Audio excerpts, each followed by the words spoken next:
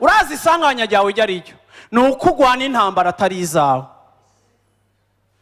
Ninde yakubwiye ko iyo ntambara ubuzima bwawe buko burahura nayo ari iyawe?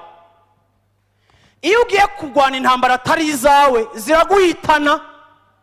Imana yarungitse umuvugishwa, nta rindi jambo avuze ngo Yehoshafati namwebwe bwoko nimwisigireho, haleluya, ntimukangwe n'isinzi ry'abariko barabagwanya, ariko nimunyizigire, haleluya, kuko iyi ntambara atari yanyu, ariko jewe uhoraho ngiye kubagwanirira. Ngira ndakubwire ngo muntu w'Imana, si intambara zose ari izawe.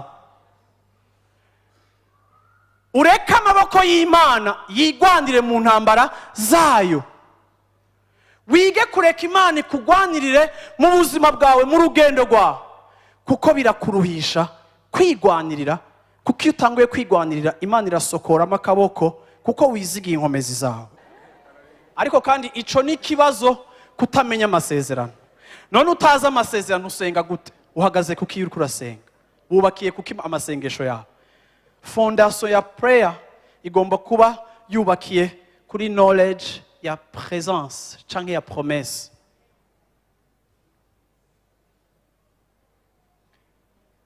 Nico gituma mubona umuntu ashobora gukora ikintu ca folie ngo kuko bagomba kubatirizwa muri Yorodani ngo niho Yesu yabatirijwe. Reka nakubwire, ntawe ubatirizwa kabiri kuko atawupfa kabiri. Iyo ubatirijwe kabiri, warabatirijwe mu mazi menshi ugasubira kandi kwinjira mu yandi mazi menshi, uri monstre, kuko ushatse kumenyesha yuko uzopfa 2 fois ukazuka 2 fois. Ariko bwira umucane dupfa rimwe tukazuka rimwe. Abantu kubwo kutamenya ijambo bakora amafuti muri emotion. Ngo nageze i Yerusalemu nahezagiwe, nasubiye kandi kumva no batirizwa hajya emotion. Reka nakubwira, Imana yacu ndikiba mu mazu. Imana yacu yatugize ingoro yayo, iba muri twebwe. Aho turi hose hacika inzu y'Imana, aho turi hose hacika ihema ry'Imana, aho turi hose hacika ikibanza cyo kwishurirwamo. Haleluya! Bantu mwubatse, bagabo bagore muri hano hantu, nibibagore yuko n'abana banyu babasavye ibintu mubona ko mudashobora, nibibagore kubahamagara muri chambre mukabwira abana ngo mushaka iki. Papa nta mafaranga afise y'ibirato bishasha, ariko reka tubisabe Yesu, kuko n'abana banyu bagomba kumenya yuko mufise uwo mwizera, uwo mwamenye, uwo muhamagara. Nimugomba kumva ico bakeneye, hama ngo mugende gusenga mwinyegeje ngo ntibumve ingene musenga ngo Yesu sinifezereshe mbere y'abatoto nipatie franga ya biato Noeli nafika. Oya, bazane nabone babone aho nabo uja gutura umutwaro wawe, aho uja kuririra. Nigi utazoba ukiriho bazovuga ngo papa yaratwigishije guhamagara Imana, Imana yaratuguriye ikirato ca Nike, Imana yaduhaye ikirato dernier cri, Imana yaduhaye iki niki. Papa yarahamagara Imana, nabone bakazohamagara à leur tour abana babo, bakamenya ngo n'umuryango uhamagara Imana, Imana ikitaba, kuko tugomba gutanga iyo heritage.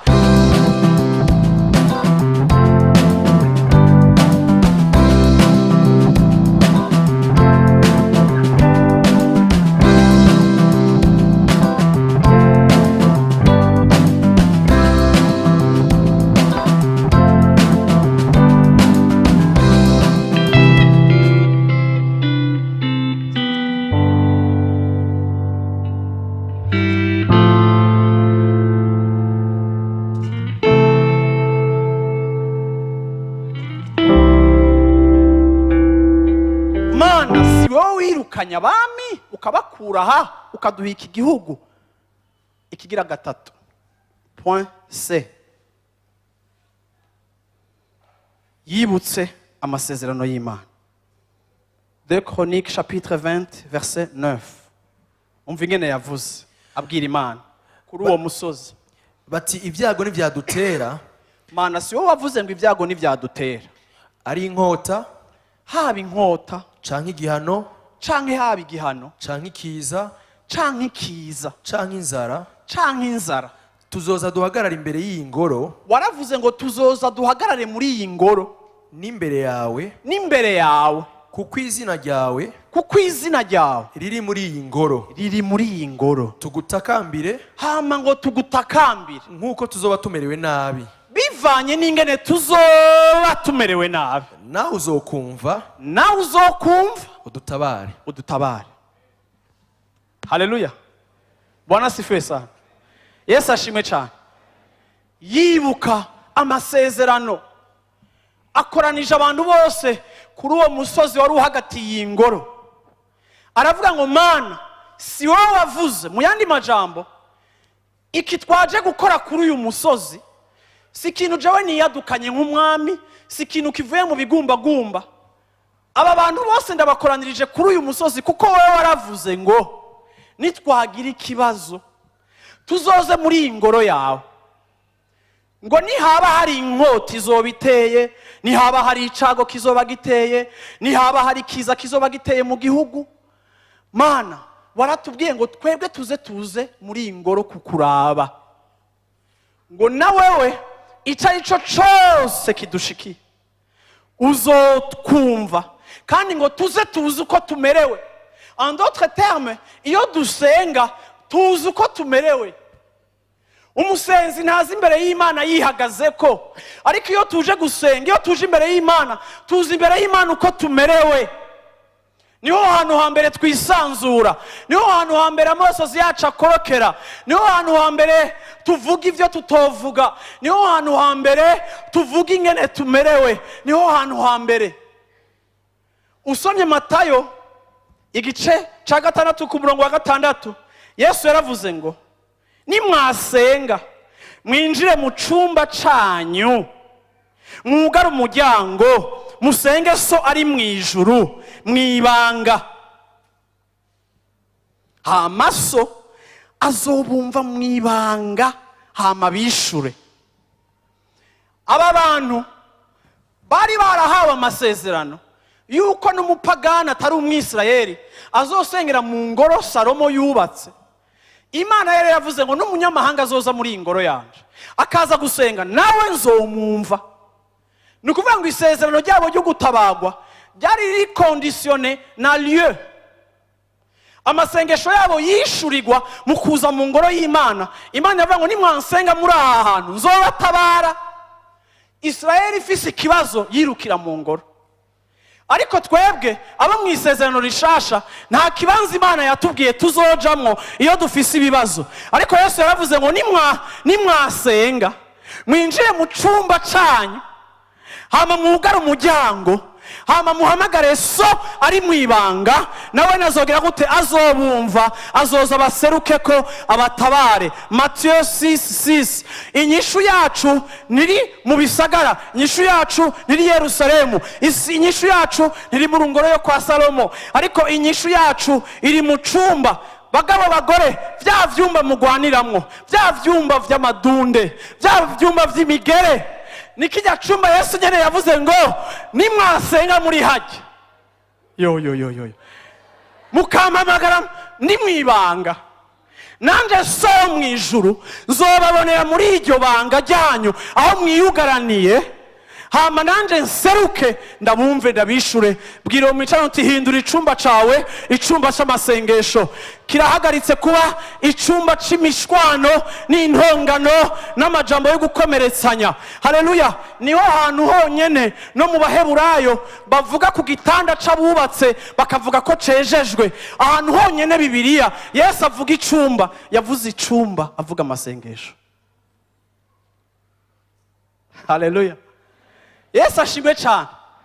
Ndashimira Imana ko itavuze ko izonyishurira mu Nyakabiga muri live center, kuko vyongora yuko ijoro ryose numva ashaka kumedita ku Mana mfata imodoka nkaza mu Nyakabiga. Ndashimira Imana itatubwiye ngo tugende i Yerusalemu ngo niho twishurirwa. Naho no munsi abakristo basigaye baraguza bakagenda gutemberera Yerusalemu, bamwe bagasubira kandi kubatirizwa ubugira kabiri, ngo kuko bagomba kubatirizwa muri Yorodani ngo niho Yesu yabatirijwe. Reka ndakubwire ntawe ubatirizwa kabiri kuko atawupfa kabiri. Iyo ubatirijwe kabiri, warabatirijwe mu mazi menshi ugasubira kandi kwinjira mu yandi mazi menshi, uri monstre, kuko ushatse kumenyesha yuko uzopfa 2 fois ukazuka 2 fois. Ariko bwira umucane dupfa rimwe tukazuka rimwe. Abantu kubwo kutamenya ijambo bakora amafuti muri emotion. Ngo nageze Yerusalemu nahezagiwe nasubiye kandi kumva no batirizwa hajya emotion.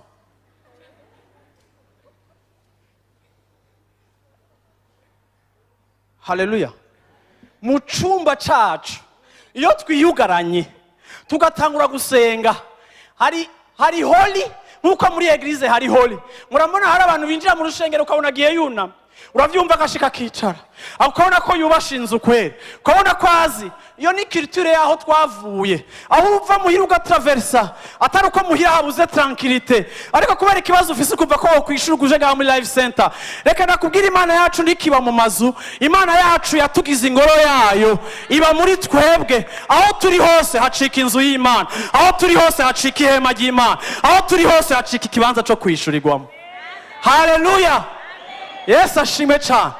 Yehoshafati yagiye hajya kuko niho byakorekera, ariko yibutsa Imana amasezerano. Nimwinjire mu mashambre yanyu muyagira ibibanza byo kwibukiramo amasezerano y'Imana. Muhamagara Imana muri kijya cumba canyu gisuzuguritse, ni matera yawe atari karite ya hatari, uko akumba kawe gasa kose. Haleluya. Uhora arahajyoherewe iyo hari wewe, uhora haba hari. Yesu ashimwe cyane kuko yitwa Emmanuel, Imana iri hagati muri twebwe, ibana na twebwe muri condition zacu zose. Yesu ashimwe cyane. Ariko reka uzugire souvenir y'icumba cawe nk'ahantu wishuriwe, ntuzuhagire souvenir nk'ahantu mwagiriye dunde zihagarare mu izina rya Yesu Kristo.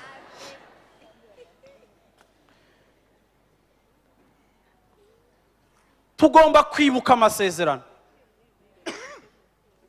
Ushobora kuba utabizi, Bibiliya irimo amasezerano y'Imana 7,000. Ayo masezerano 7,000 na yacu abizera. Ni incuro zose Imana igira iki tuvuga ko n'iki zodukorako. Mbarizo mwicati mu 7,000 uzangahe kugowe, mu mbarizo tuzangahe akubarire vrema kandi ahagaritse nakubarire. Ndazi ko abantu bacabika ushobora goma bandaba kubera iki mundaba kandi avuze ngo bazuwe mwicaranye. Musigaye muri abatekinisi.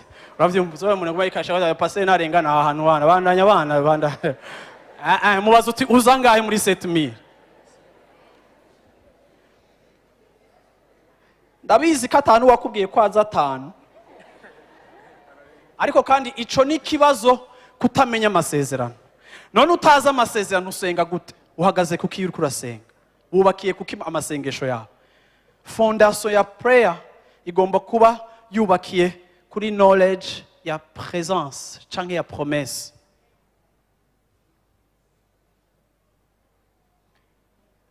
Nico gituma mubona umuntu ashobora gukora ikintu ca folie.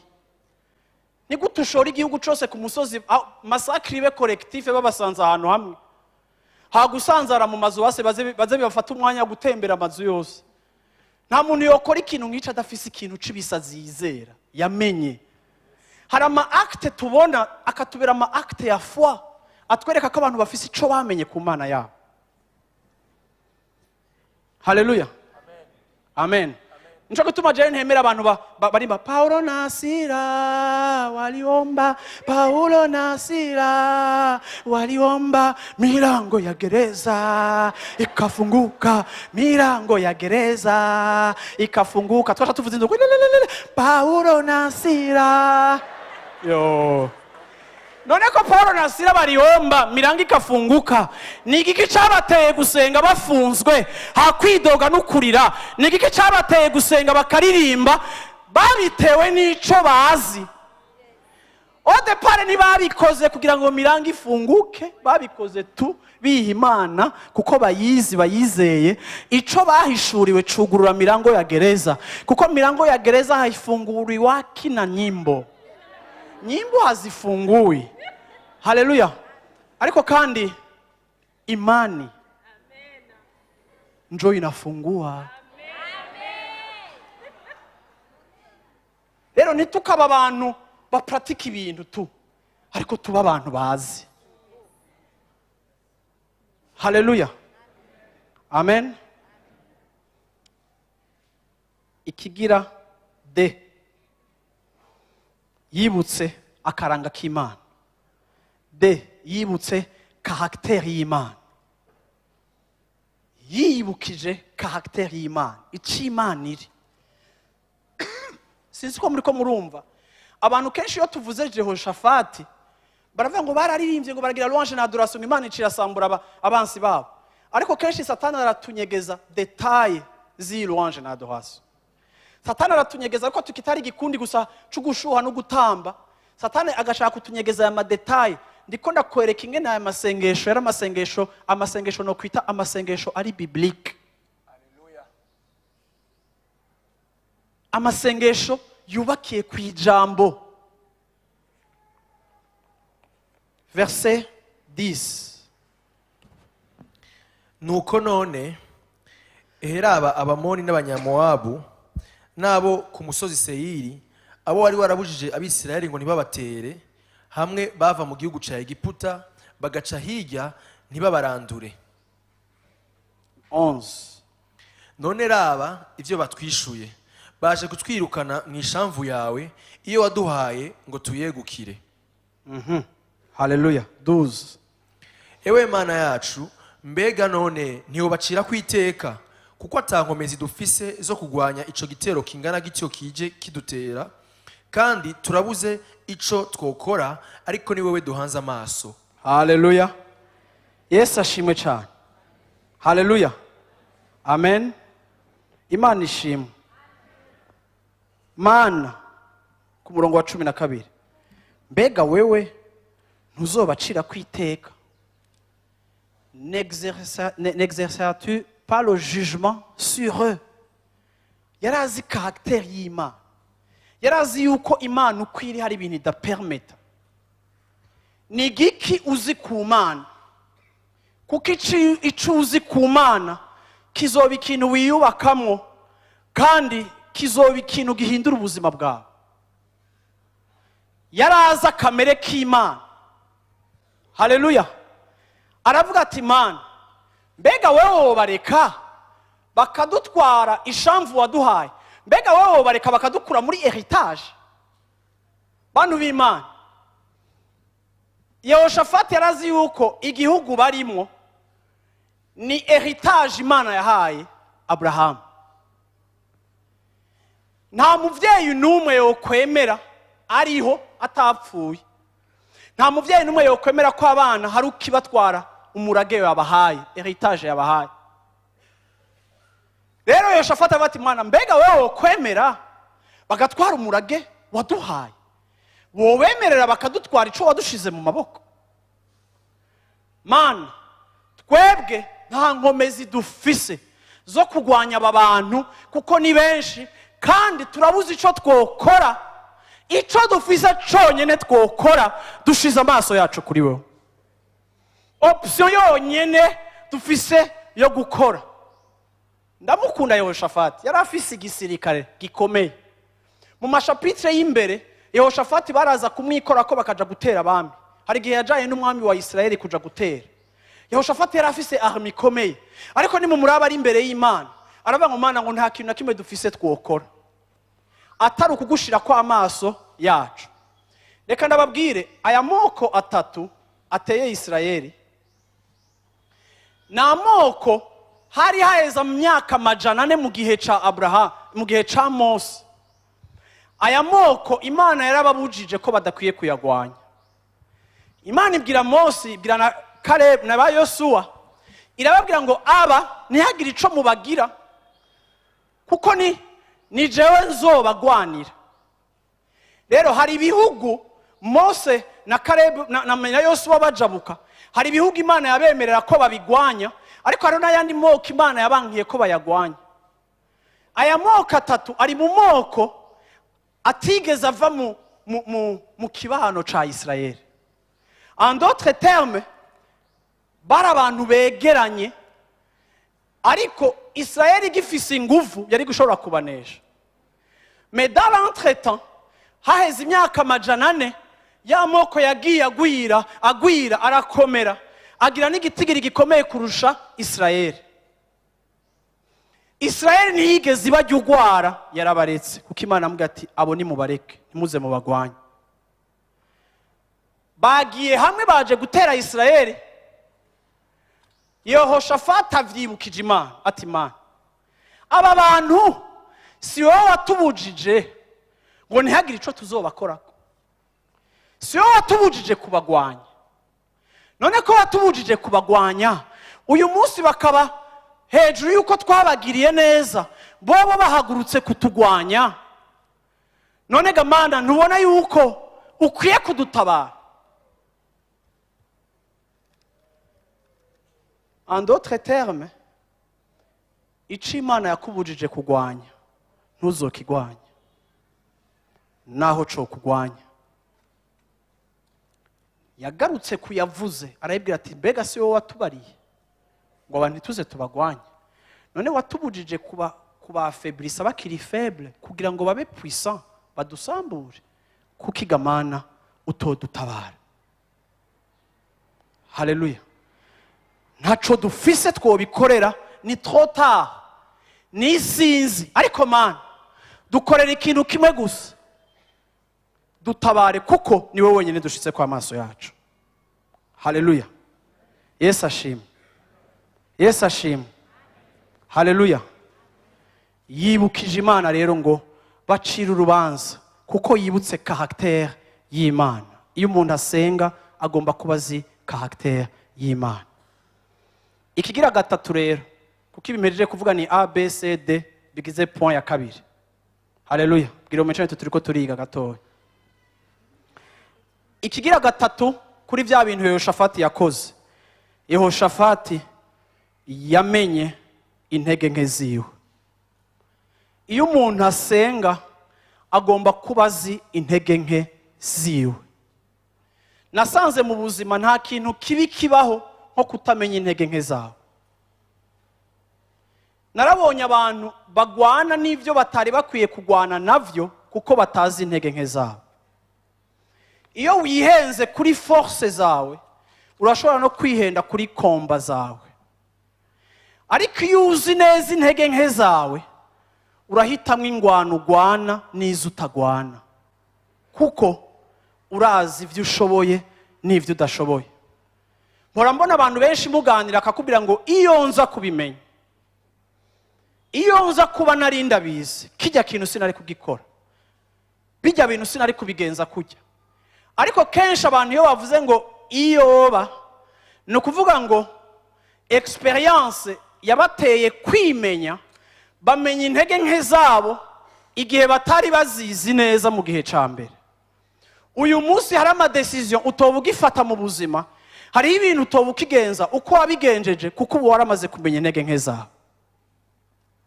Kumenya intege nke zanje ntibingira faible, kuko jewe inkomezi zanje ntizihagaze ku nkomezi jewe mfise. Inkomezi zanje zihagaze ku nkomezi z'Imana nizigiye. Siko abantu b'Imana.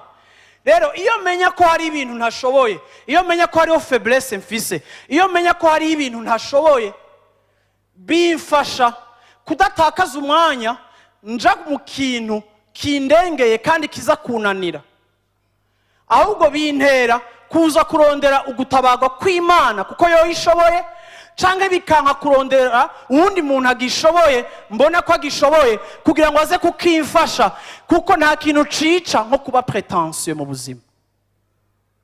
Kuba umuntu utiyizi ni ibara. Uyu mwami yaza gutwara ihanga ryiwe muri iyi komba, yari kuba abatwaye mu ntambara batazopfa basohotsemo. Ariko uyu mwami amenya faiblesse, aravuga ati Mana, nta nkomezi dufise twezo kubagwanya, ni isinzi ry'abantu. Ico twebwe dufise ni kimwe, dushize amaso yacu kuri wewe. Haleluya. Amen. Bwana sifiwe sana. Haleluya. Bwana sifiwe sana. Ndakunda Yehoshafati, abagabo Yesu ashimwe cyane. Yehoshafati ndamukunda, uri umwami bakagutera vrema, kwacuzana inzoya, ukazana abagore. Mu bisanzwe abantu b'abagabo n'abantu bihagararako. Benshi muri mwebwe niyo mugize aga problème muri famille ntimurakabwira abagore banyu, kuko nyene hari igihe iyo uvuze ama problème ufise canke ivyakunaniye umenga ura perdre la face. Rero nk'abagabo nyene kwihagararako, madame akakwaza ngo ni sawa sawa sawa, nta kibazo. Abagabo Yesu ashimwe cyane, kuko nyene culture nyene yatwigishije ko nyene abagabo nyene barihagararako. Ariko culture y'igi Kristo itubwira ngo abagabo ntibihagararako, ariko Paulo yaravuze ngo c'est quand je suis faible que la puissance de Dieu se manifeste en moi. Iyo ndi mu ntege nke niho ubushobozi bw'Imana bugaragara mu buzima bwanje. Yehoshafati ntiyabigize ibintu by'akanywa k'abasirikare ngo batware mu mahombi, no. Yazanye n'abagore n'abana kuheyariza yuko naho ndi umwami nkaba mfise igisirikare, nanje ndashobora kwicwa n'ubwoba, nanje ndashobora gutambla, nanje ndashobora kugira gute, ndashobora kunanigwa. Iyo naniwe nk'umwami nanje nza kurondera Imana. Abagore, abana, jeune Pierre, twese ku musozi w'Imana, ku mahombi, kuko twese dufise umutabazi umwe udutabara n'Imana yacu. Sinda kunyegeza aho inkomezi zanje ziri, ariko nimuze twese tuje ku musozi, tuje kurondera Imana kuko niyo idutabara. Bantu mwubatse, bagabo bagore muri hano hantu, nibibagore yuko n'abana banyu babasavye ibintu mubona ko mudashobora, nibibagore kubahamagara muri chambre mukabwira abana ngo mushaka iki, papa nta mafaranga afise y'ibirato bishasha, ariko reka tubisabe Yesu, kuko n'abana banyu bagomba kumenya yuko mufise uwo mwizera, uwo mwamenye, uwo muhamagara. Ntimugomba kumva ico bakeneye hama ngo mugende gusenga mwinyegeje ngo ntimumve ingene musenga ngo Yesu sinifezereshe mbere y'abatoto nipatie franga ya biato Noeli nafika. Oya, bazane nabone babone aho nabo uja gutura umutwaro wawe, aho uja kuririra. N'igihe utazoba ukiriho bazovuga ngo papa yaratwigishije guhamagara Imana, Imana yaratuguriye ikirato ca Nike, Imana yaduhaye ikirato dernier cri, Imana yaduhaye iki niki niki. Papa yarahamagara Imana, nabone bakazohamagara à leur tour abana babo, bakamenya ngo n'umuryango uhamagara Imana, Imana ikitaba, kuko tugomba gutanga iyo heritage. Ndakunda Yehoshafati kuko atanyegeje ihanga aho inkomezi ziwe ziri.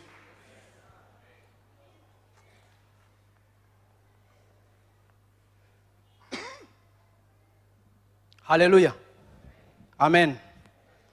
Ngira mpereze ku mirongo ya nyuma, verset 15. Aravuga ati nimutega amatwi yemwe bayuda mwese. Uwo ni Yahazieli n'umuvugishwa. Namwe ababa i Yerusalemu, nawe mwami Yehoshafati, uko ni kuhora hagize, ati ntaco mutinya cyangwa muranduka imitima kubwayo masinzi y'ingabo, kuko intambara atari yanyu ariko ni y'Imana. Stop. Haleluya. Bwiro semera uti intambara si yanje ariko ni y'Uhoraho. Urazi isanganya ryawe ryo ariryo ni uko ugwana intambara atari izawe. Ninde yakubwiye ko iyo ntambara ubuzima bwawe buko burahura nayo ari iyawe?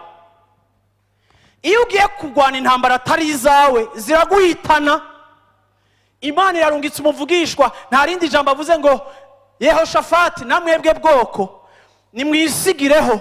Haleluya. Nimukangwe n'isinzi ry'abariko barabagwanya, ariko nimunyizigire. Haleluya. Kuko iyi ntambara atari yanyu ariko jewe Uhoraho ngiye kubagwanirira. Ngira ndakubwire ngo muntu w'Imana, si intambara zose ari izawe. Ureka amaboko y'Imana yigwanire mu ntambara zayo. Wige kureka Imana ikugwanirire mu buzima bwawe, mu rugendo rwawe, kuko birakuruhisha kwigwanirira. Kuko iyo utanguye kwigwanirira Imana irasokoramo akaboko, kuko wizigiye inkomezi zawe. Verset 21 na 22. Nuko amaze kuja inama n'abantu, ashira kwabo kuririmbira Uhoraho no kumutazira, bashazishije ukwera, kugira ngo bagende bitangiye imbere y'ingabo, baririmbe bati nimushime Uhoraho, nimushime Uhoraho, kuko imbabazi ziwe zamahibe bidashira. kuko imbabazi ziwe zamahibe bidashira. Nuko bagitangura kuririmba no gutazira, ego Uhoraho ashiraho abo guca igico, abari baje gutera i Buyuda, ari bo Bamoni n'Abanyamowabu n'abavuye ku musozi Seyiri, baca basubiranamwo. Stop. Mwabonye? Ndababazega abantu b'Imana. Ikigira kane, ngira mvuga ica gatanu ndagiriza ko ikigira kane mugomba kumenya, iyo duhindukiriye Imana tugomba ikigira kane kwiga gusenga Imana à l'avance. Gushimira Imana à l'avance. Apana gushimira Imana ko yamaze kubikora, ariko gushimira Imana imbere. Duhejeje iminsi 40 y'amasengesho. Hariho abantu batarabona inyishu zabo zimaterializa. ariko ndabinginze ngo Imana mwizigiye niyo kwizigirwa, mutangure kuyishima à l'avance.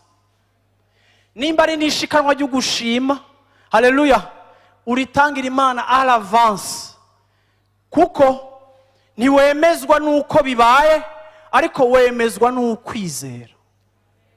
Yehoshafati ngo yaciye hamagara ihanga ryose, ari we n'abaririmbyi n'abaki ngo bose bambara umwambaro. Bari baje kuri champ ya prière bambaye impuzu kumbure zo kugwana, ariko ijambo ry'Imana rivuga ngo baciye bambara umwambaro w'amatazirano. Ndashaka ngo turangize 2019 mwambaye umwambaro w'amatazirano. Ndashaka ngo iyi season tugiyemo yo kurangiza umwaka abantu bose mukenyere umwambaro w'amatazirano. Yesu ashimwe cyane. Mwitegure gushimira Imana, mwitegure kunezererwa Imana, mwitegurire kuryohererwa Imana, mwitegurire gushimira Imana, mwitegure uhoraho. Ewe biteze uhoraho. Yesu ashimwe cyane. Haleluya. Kuko ngo bararirimbye ngo kuko imbabazi ziwe zamaho ibihe bidashira.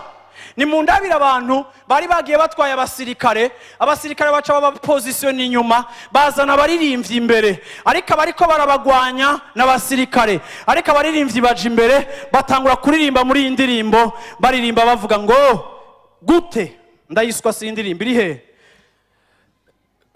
nimushime uhoraho kuko imbabazi ziwe zamaho ibihe bidashira. Subiramo iri jambo uti nimushime uhoraho kuko imbabazi ziwe zamaho ibihe bidashira. Bisemere cyane nk'umuntu ari convaincu, uti nimushime uhoraho kuko imbabazi ziwe zamaho ibihe bidashira. Bisemerere cyane uti nimushime uhoraho kuko imbabazi ziwe zamaho ibihe bidashira. Haleluya. Ubivuga uvugira hejuru y'umuryango wavuga uti nimushime uhoraho kuko imbabazi ziwe zamaho ibihe bidashira. Haleluya. Ngo bariko bararirimba iyi ndirimbo, jewe ndabona yuko hari igihe mpanda bira muri eglise, hari igihe ubona abantu bamwe bari mu mpwema abandi batagiye. Ndagerageza kwimvira iyi peuple ifise abasirikare ibihumbi n'ibihumbi hakurya ko bararirimba baje kuba masaka. Hama Yehoshafati agaca avuga ati duheje kuronka profesi nimuze turirimbe. Ndabona n'abaririmbyi bamwe bamwe nk'umuntu ahagaze imbere wari gushaka gusanga n'umuntu nka Obedeka arimba. Ari gihe uririmba indirimbo zigaga gusohoka kuko terima amaso yacu arabona. Ariko Yehoshafati yari afitiye confiance yuko iyi message ije, haleluya, Imana ihejeje kwiserukira mu masezerano yayo. Imana ije gushitsa ico yasezeranye. Imana yarababujije kugwanya aba bantu, Imana irababwiye ko igiye kuba bagwanirira, haleluya. Atangura guhimbaza Imana nk'uwahejeje kuronka victoire. None mwibaza ko ico gikorane bari bameze gute iyaba ari we uri muri ico gikorane? Bamwe tworirimba avo marque pre fuite, ariko bararirimba nguko baririmba. Sishaka kuja muri detail, nguko baririmba yama arme atatu, umwami umwe propose undi mwami aravuga ati reka twicaba bice royaume ya gatatu. Sinzi gene yabakonvenza baja ko ari babiri bica royaume ya gatatu. Bahejeje kuyica nabone baca barahindukirirana ati dayore na wewe, nabone baca baramarana. Kuko iyo wubakiye ubuzima bwawe ku masezerano, uhoraho azoguha intsinzi uri kuraririmba, uhoraho azogusanga mu mashimwe yawe aguha intsinzi. Ntibikeneye ko usohora amamisikire yawe, ariko indirimbo yawe yonyene uhoraho azoyikoresha kugira ngo aneshe, ashire en embuscade hostilité yose n'icumansi cyose ahagurutse kukugwanya. Haleluya. Bwira uwo mwicaye uti ivyo nta handi bishobokera atari muri Kristo Yesu. Icara sindaheze. Amen. Ngira mpeze kuko ntoheza ica gatanu noba ngize nabi. Haleluya. Ica gatanu, kubona umugisha mu bintu bibi. Ica gatanu, kubona umugisha mu kintu kibi. Ijambo ry'Imana rivuga ngo byose bikoraniriza hamwe kugirira neza abizera. Usomye verset 25 ugashika kuri verset 28. Ndarangije ndakubwira ngo birashoboka yuko Imana izoguhera umugisha muri ivyo bintu uri kuracamo wibaza ko ari bibi.